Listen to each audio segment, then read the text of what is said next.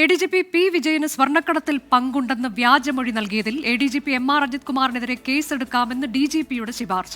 MR Ajith കുമാറിനെതിരെ civil criminal കേസെടുക്കാമെന്നാണ് ശുപാർശയിലുള്ളത്.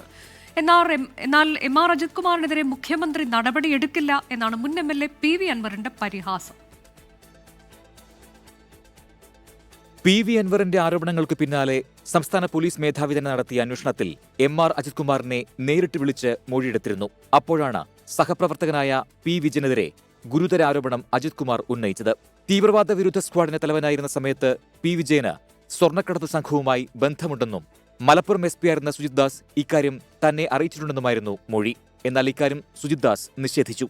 അജിത് കുമാറിന്റേത് കള്ളമൊഴിയെന്ന് തെളിഞ്ഞതോടെ നിലവിൽ ഇന്റലിജൻസ് മേധാവിയായ P വിജയൻ DGPക്ക് പരാതി നൽകി.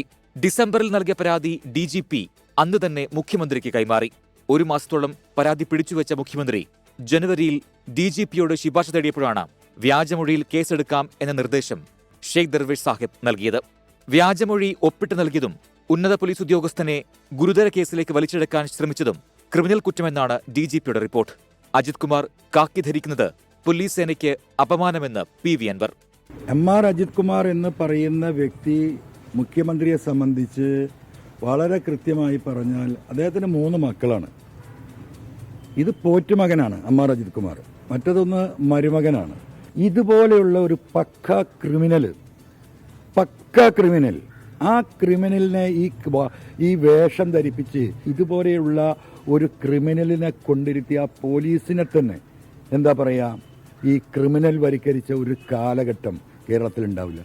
DGP റാങ്കും പോലീസ് മേധാവി കസേരയും കാത്തിരിക്കുന്ന അജിത് കുമാറിന് കേസെടുത്താൽ തിരിച്ചടിയാകും. 24 തിരുവനന്തപുരം.